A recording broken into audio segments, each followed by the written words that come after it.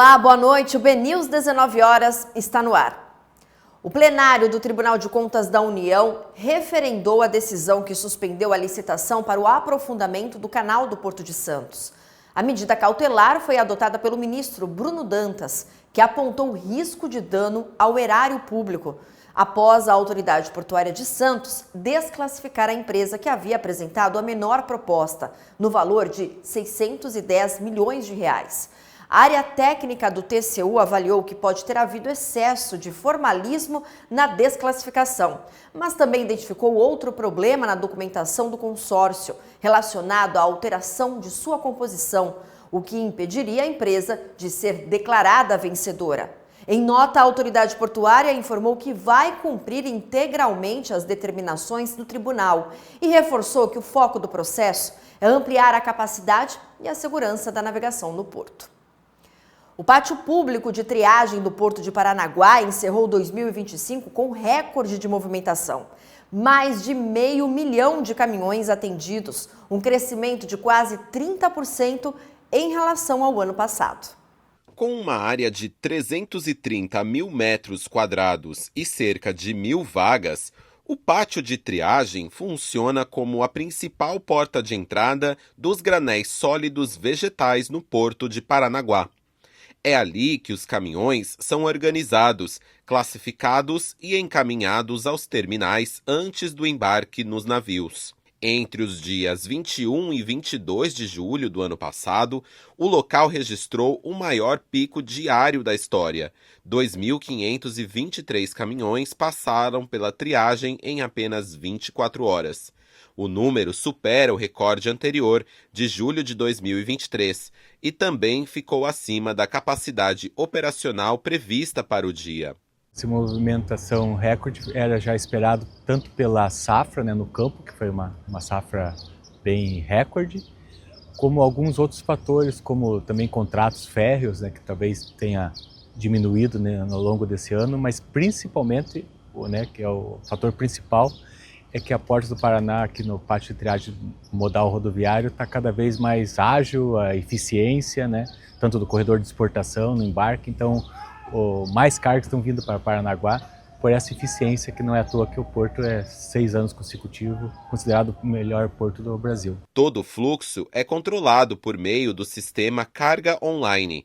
A plataforma informa às empresas o dia e o horário exato para a chegada dos caminhões, evitando filas nas rodovias e congestionamentos na região portuária. Carga Online a gente já tem uma previsibilidade dos caminhões que estão sendo agendados no interior, com eles tem um horário programado para chegar em Paranaguá, obedecendo essa janela de chegada aqui ao pátio de triagem, para evitar filas na BR, e com isso os terminais conseguem cadenciar a sua chegada de caminhões, das cargas no pátio, onde eles são amostrados as cargas, se o produto está com a qualidade exigida para exportação, e após ser aprovado, os terminais chamam para descarga. Além da organização do tráfego, o pátio oferece estrutura de apoio aos motoristas. Eles param aqui o motorista tem toda uma estrutura com segurança, banheiros, então eles param aqui, é amostrada a carga para verificar a qualidade da carga, e eles ficam aguardando o momento exato para ir para o terminal e descarregar os caminhões lá nos terminais.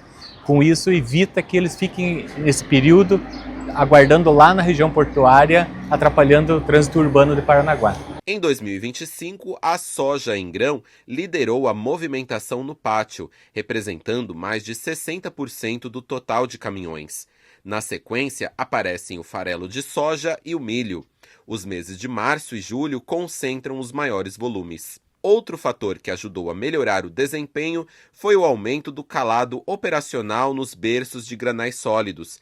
Com navios mais carregados, cada escala passou a embarcar, em média, até 1.500 toneladas a mais, reduzindo o número de viagens necessárias. O Ministério de Portos e Aeroportos abriu consulta pública sobre o uso de biometria em aeroportos, portos e hidrovias. A proposta busca patronizar procedimentos digitais e integrar sistemas para dar mais agilidade e segurança ao embarque de passageiros. A política incorpora programas já existentes, como o embarque mais seguro e e o Porto Sem Papel, com o objetivo de reduzir filas e eliminar a repetição de documentos físicos. A consulta fica aberta até 20 de fevereiro e a minuta prevê respeito à Lei Geral de Proteção de Dados, com operação dos bancos biométricos pelo SERPRO, o Serviço Federal de Processamento de Dados. E o governo federal deve anunciar nos próximos dias novas medidas do Programa Nacional de Redução de Agrotóxicos.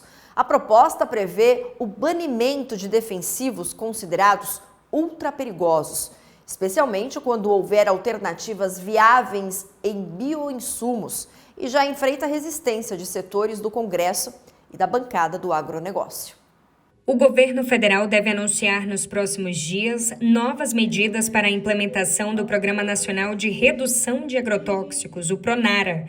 A iniciativa prevê, entre os principais pontos, o banimento de agrotóxicos considerados ultraperigosos, especialmente nos casos em que existam alternativas viáveis em bioinsumos. A informação foi confirmada pelo ministro do Desenvolvimento Agrário e Agricultura Familiar, Paulo Teixeira, durante entrevista ao programa Bom Dia Ministro. Segundo ele, o anúncio oficial deve ser feito pelo presidente Lula. Nós agora vamos passar a banir agrotóxicos que sejam ultra contagiantes e ultra perigosos, né? Se tiver um similar em bioinsumos, eles serão banidos. Lançado oficialmente no ano passado, o Programa Nacional de Redução de Agrotóxicos tem como objetivo promover a redução gradual do uso de defensivos químicos, estimulando a substituição por bioinsumos. O programa prevê medidas fiscais, financeiras e de incentivo à pesquisa e à produção dessas alternativas. De acordo com o ministro, a transição passa por parcerias com instituições de pesquisa e universidades, ampliando o acesso dos produtores a novas tecnologias. Bioinsumos hoje é a grande oportunidade para a agricultura sair do agrotóxico. Nós também estamos criando um mecanismo junto da Embrapa e junto das universidades de estímulo à adoção de bioinsumos e a gente fazer essa transição. Apesar da proposta, o PRONARA enfrenta resistência no Congresso Nacional. Um projeto de decreto legislativo tenta sustar o decreto presidencial que criou o programa. A iniciativa já passou pela Comissão de Agricultura da Câmara dos Deputados e agora está em análise na Comissão de Meio Ambiente. O programa também foi alvo de críticas da Frente Parlamentar da Agropecuária e de representantes do setor de defensivos, que apontam falta de diálogo prévio. Durante a entrevista, o ministro também falou sobre as perspectivas para a reforma agrária em 2026. Segundo ele, esse ano deve concentrar a maior entrega de terras de todo o mandato do presidente Lula, com recursos já assegurados no orçamento e fora dele. Em 2026, teremos dos 4 anos, a maior entrega vai ser em 2026, porque nós viabilizamos recursos orçamentários e extra-orçamentários para destinação para a reforma agrária. Paulo Teixeira ainda destacou que o presidente Lula deve participar nos próximos dias do Encontro Nacional do Movimento dos Trabalhadores Rurais Sem Terra, em Salvador. Na ocasião, o governo deve anunciar um novo pacote de desapropriações com o objetivo de ampliar o assentamento de famílias e reduzir conflitos no campo. Agora vamos ao portal bnews.com.br. Eu destaco uma notícia nacional, porque a Câmara avança com o PL sobre assistência e passageiros após os atrasos aéreos. A Comissão de Viação e Transportes da Câmara dos Deputados aprovou o projeto e a iniciativa insere no Código Brasileiro de Aeronáutica regras específicas sobre a assistência das companhias aéreas e passageiros quando acontecerem atrasos e cancelamentos de voos. O PL determina que as empresas aéreas forneçam assistência gratuita material conforme o tempo de espera no aeroporto e depois de 1 hora, os passageiros ainda têm acesso a facilidades de comunicação como internet ou telefone. Depois de 2 horas, as companhias ainda terão que fornecer alimentação e a partir de 4 horas de espera, os viajantes vão receber hospedagem em caso de pernoite e transporte entre o aeroporto e o local de acomodação. Então tá aí as novas regras na Câmara que avançam, então, esses detalhes da PL. E a Agência Nacional de Energia Elétrica encaminhou ao Ministério de Minas e Energia um relatório sobre as medidas adotadas depois das falhas no fornecimento de energia da Enel São Paulo.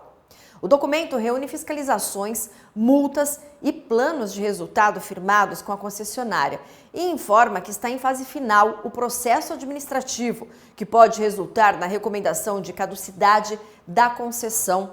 Segundo a ANEEL, desde 2024, foram aplicadas penalidades e pactuados 11 planos de resultado, a maioria com desempenho considerado insatisfatório. A agência afirma que atua de forma preventiva e diligente para garantir a qualidade do serviço aos consumidores. Essenciais para a transição energética e para tecnologias de ponta, as terras raras colocam o Brasil no centro de uma disputa estratégica global. Mesmo com a segunda maior reserva do mundo, o país ainda exporta os minerais sem beneficiamento e discute no Congresso a criação de um marco legal para atrair investimentos, desenvolver a indústria e reduzir a dependência da China. O Brasil detém 23% das reservas de terras raras do planeta, ficando atrás somente da China. Mas o país ainda não tem uma legislação específica e infraestrutura para extrair e aproveitar o potencial dessas riquezas naturais. E o impacto ambiental da extração dos minérios ainda é um grande desafio. Por aqui, os estados de Minas Gerais, Goiás e Pará detêm a maior concentração das terras raras. Por enquanto, o Brasil se limita à exportação em estado bruto dos minerais por falta principalmente de tecnologia e infraestrutura de processamento. Não basta ter a reserva mineral, a gente tem que ter também o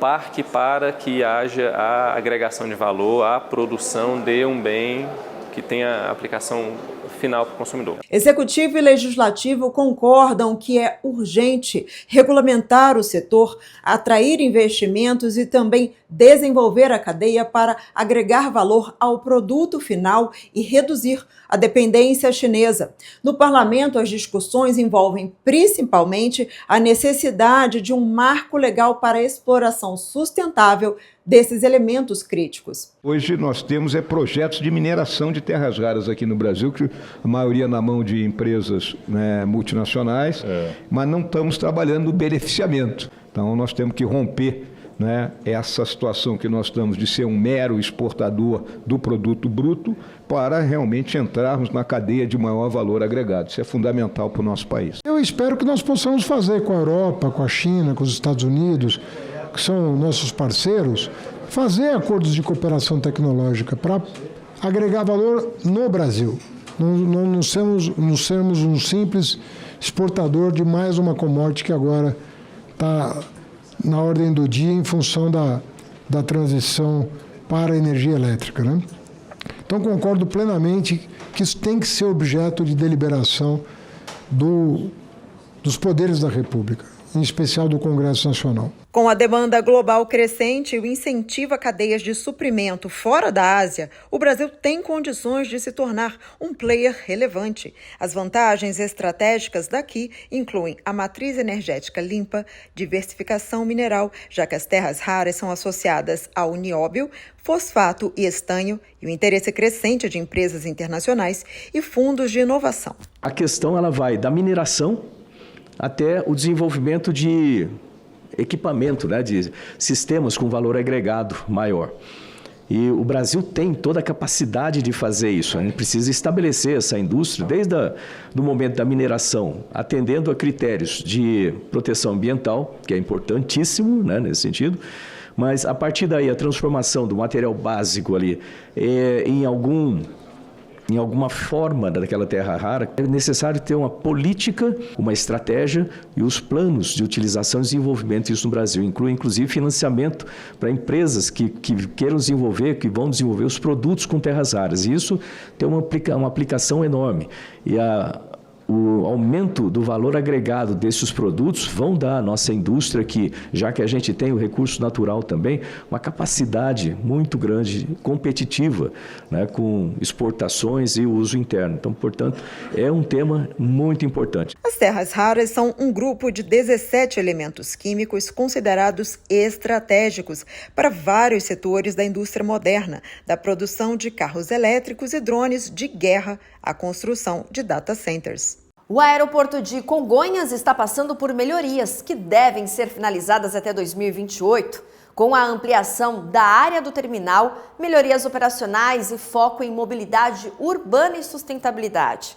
As informações, juntamente com esse vídeo que você vê, com todos os detalhes do projeto, foram compartilhados pelo diretor executivo do aeroporto de Congonhas, Kleber Meira. O projeto prevê a expansão do terminal de passageiros de 45 mil para 105 mil metros quadrados, além da implantação de 17 canais de inspeção por raio-x, com a meta de reduzir o tempo de espera na segurança. O plano também inclui 19 posições com pontes de embarque, integração direta com a linha 17 Ouro do metrô, novas áreas de escape nas pistas e modernização do pátio de aeronaves, além da ampliação da área comercial e da preparação do aeroporto para a retomada de voos internacionais na América do Sul. E o BNews 19 horas fica por aqui. Eu desejo a você uma ótima noite. Voltamos a nos encontrar amanhã. Até lá!